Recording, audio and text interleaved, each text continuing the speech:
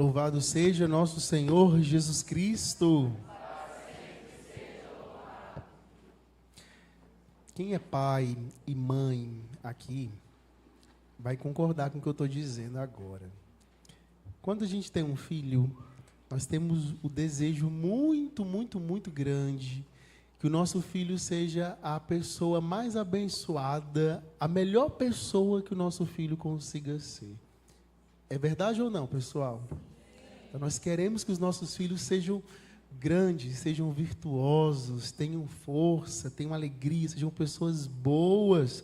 Sim ou não? Sim. Pronto. Você que é adolescente, que é criança, todas as vezes que seu pai e sua mãe brigou com você, foi porque ele queria que você fosse melhor. Por isso que de vez em quando tem umas palmadinhas, alguma coisa assim do tipo, um castigo, para nos educar. Agora, os nossos filhos, eles aprendem mais quando eles nos escutam ensinar alguma coisa ou quando eles veem a gente fazendo alguma coisa? Então, o que faz com que os nossos filhos aprendam alguma coisa? As nossas ações ou as nossas palavras? Ações. A gente pode falar, mas se ele vê a gente fazendo o contrário, o filho olha, mas a senhora fez isso, a senhora fez aquilo. Esses dias uma mãe estava dizendo assim, né, que o filho queria jogar o chiclete pela janela do carro. E a mãe falou, mas meu filho não pode. Aí o filho, de 5 anos, mas eu vi a senhora jogando a casca de banana. E essa mãe não lembrava quando aquilo tinha acontecido, mas ficou gravado na cabeça da criança. Por que eu estou dizendo isso? É para poder entender por que Jesus falou essas palavras no nosso evangelho de hoje. Um evangelho tão exigente, capítulo 6 do evangelho de Lucas, é o segundo grande sermão de Jesus, onde ele ensina para aquelas pessoas, o que elas devem fazer para serem felizes. O sermão da montanha e o sermão da planície, os dois sermões de Jesus, não é que é uma receita de felicidade, mas é um caminho para sermos pessoas plenas, para nós termos as melhores coisas, as maiores capacidades. A mesma coisa que você, pai e mãe, deseja para o seu filho, Jesus aqui está desejando para os seus discípulos. Eu quero que você seja a melhor pessoa que você consiga ser. E aqui está o caminho. Só que Jesus, ele ensinou com palavras, mas ele fez tudo isso aqui com as suas ações e a sua vida. Quando ele fala, amai os vossos inimigos e perdoai aqueles que vos perseguem. Jesus fez isso? O que ele disse lá no alto da cruz? Pai, perdoa-lhes, eles não sabem o que fazem. Olha, quando Jesus fala assim, aqui ó, no finalzinho. Deixa eu achar, tá aqui. Aqui, vejam. Dai e vos será dado. Emprestai sem esperar receber nada em troca. Sede misericordiosos com os outros. Amai os vossos inimigos. Todas essas coisas aqui, será que Jesus fez? Sim ou não? Ele fez. O que é amar o inimigo, rezar por aqueles que vos perseguem? Jesus, ele não pede para nós fazermos, como eu posso dizer, termos sentimentos por aquela pessoa que nos ofendeu, por aquela pessoa que fez o mal para nós. Ele não está pedindo isso, para nós termos sentimentos afetivos, abraçarmos aquela pessoa que fez o mal para a minha família, nos perseguiu, etc. Não, Jesus não está dizendo isso. O que Jesus está dizendo é, essa pessoa que fez o mal para você, essa pessoa também é filho de Deus. Essa pessoa tem dignidade. Por mais que ela esteja errada, essa pessoa tem dignidade. Foi consagrado a Deus, foi batizado também. Vocês notaram a primeira leitura do livro de Samuel? Conta a história de Saul e Davi. Parece uma novela, um filme. É uma história tão interessante, cheia de altos e baixos. Davi que começa como amigo de Saul, depois Saul fica com ciúme de Davi, e aquela coisa. Saul era rei de Israel, foi consagrado por Deus. Ele era um consagrado de Deus, mas por caminhos de sua vida perde o reinado, e Davi é proclamado rei de Israel. Saul não aceita a derrota. Não aceito a derrota. Quero continuar no poder. Quero continuar governando. Então faz de tudo para derrubar Davi, para não deixar Davi assumir o trono. E começa a persegui-lo, fazer muitas coisas. Convoca exércitos, convoca rebeliões, para que o novo escolhido de Deus não assuma o reinado de Israel. Então ali acontece, gente, essa história daquele que perde não aceitar aquele que ganha é tão antiga quanto a Bíblia. Não é coisa do tempo de hoje não, viu? A gente está vendo aqui na primeira leitura, está na Bíblia isso.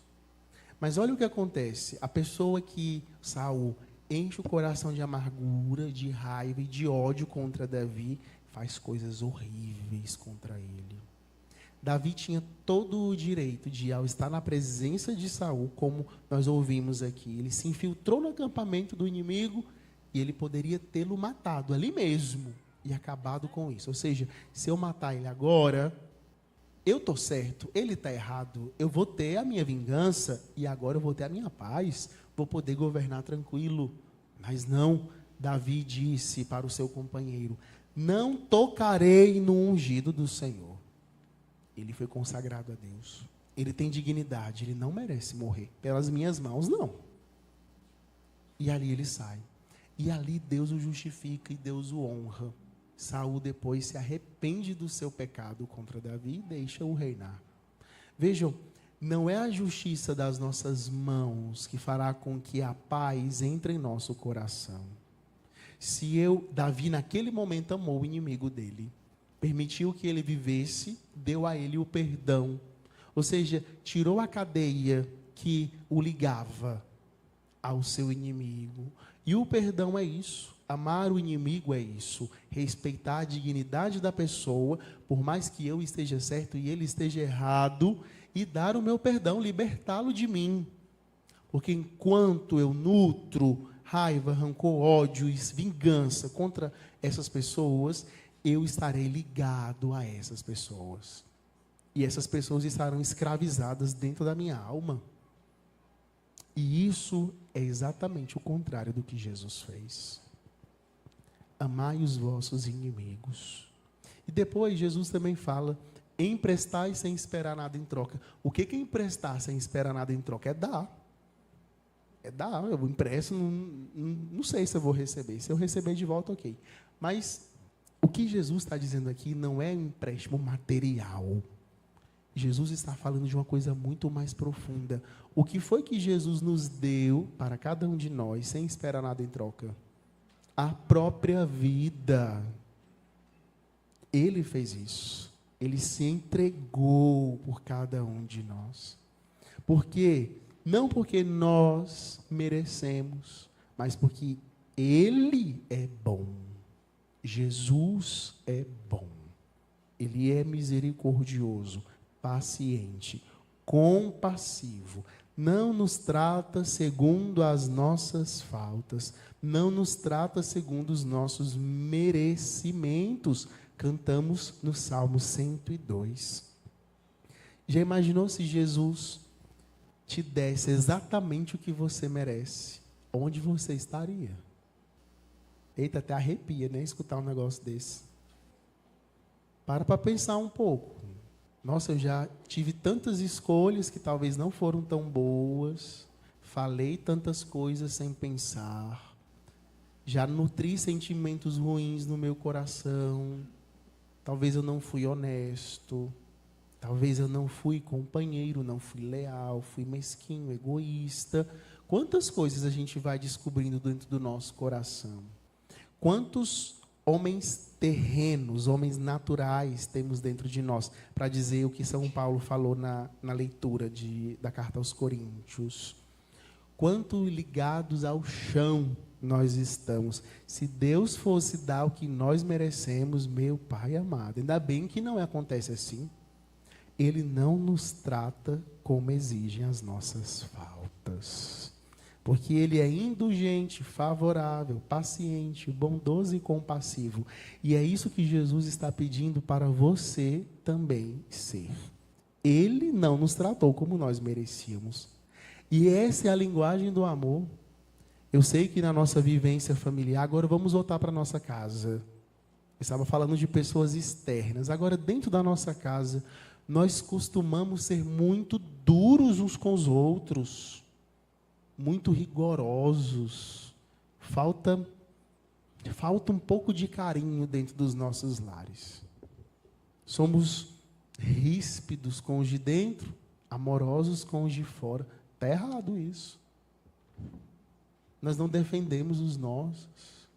Nos voltamos contra os nossos parentes, contra aquela pessoa que dorme comigo todo dia, o meu cônjuge. E aí a gente fica contando merecimentos. Não vou fazer isso porque ele fez aquilo. Não está merecendo. Não é assim que a gente pensa? Um pensamento mesquinho, tão mesquinho isso. A pessoa olhou para mim hoje e o olhar meio atravessado. Vou olhar atravessado também. Sabe, essas pequenas picuinhas que vão matando o amor e a misericórdia. A gente olha para fora e pensa que é fácil, né? Mas quando a gente olha para dentro da nossa casa, como é difícil ser indulgente, favorável, paciente, bondoso e compassivo. A nossa linguagem dentro de casa é estourar com os outros. Aí levanta a voz, grita, fica nervoso, fica zangado. Uma das coisas que vocês mais falam: padre, fiquei sem paciência em casa. Fiquei sem paciência em casa. Mas da onde está vindo essa ira dentro do seu coração? Veja o que Jesus está pedindo para você. Filho, filha, seja paciente, bondoso, compassivo com quem está dentro da sua casa. Assim, você terá graça de Deus. Essa medida que Deus coloca no seu colo.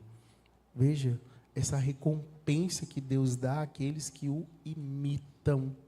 Essa pessoa que de fato é chamada de filho do Altíssimo, filho de Deus. Se você imitar o comportamento de Jesus, você se tornará filho como ele, filho do Altíssimo, e terá grande graça, felicidade e plenitude em sua vida. Padre, é tão difícil isso, será que é possível? São Paulo nos dá a resposta na segunda leitura que a gente escutou da carta aos Coríntios. Falamos do homem natural, que é aquele nascido, tirado da terra, terrestre. Ou seja, todos nós nascemos assim, com essa tendência para a desordem, mas Deus enviou o segundo homem, aquele que vem do céu. É o homem celeste, é Jesus Cristo. E pelo batismo, nós nos tornamos filhos no Filho, nos tornamos semelhantes a Ele. Então, meu irmão e minha irmã, Deus te deu as ferramentas para você imitar Jesus Cristo. Você é batizado, batizada. Você tem o Espírito Santo dentro de você. O Espírito que te dá a capacidade de amar, de perdoar, de ser paciente, bondoso e compassivo também. Em outras palavras, de ser misericordioso como o Pai do céu é misericordioso. Você tem essa força dentro de você. Você tem. E se você não está encontrando ela agora, quando você receber a comunhão no altar de Deus, peça a Jesus eucarístico. Jesus, manso e humilde de coração, fazei o nosso coração semelhante ao vosso. Peça isso de verdade para Jesus na Eucaristia, para o seu coração ser compassivo, como é o coração dele. Incline a sua cabeça na presença do Senhor e faça o seu pedido. Ore a Deus hoje, nessa noite. Ore ao Senhor. Peça a graça de imitá-lo, de fazer o que agrada a Deus, de tratar as pessoas como Jesus trata as pessoas. Peça para Deus tirar a ira do seu coração, esse espinho na sua alma. Peça ao Senhor para te dar ternura, brandura, compaixão. Peça a Deus a graça de se libertar do rancor, a graça de perdoar, de amar. Peça a Jesus o coração igual ao dele.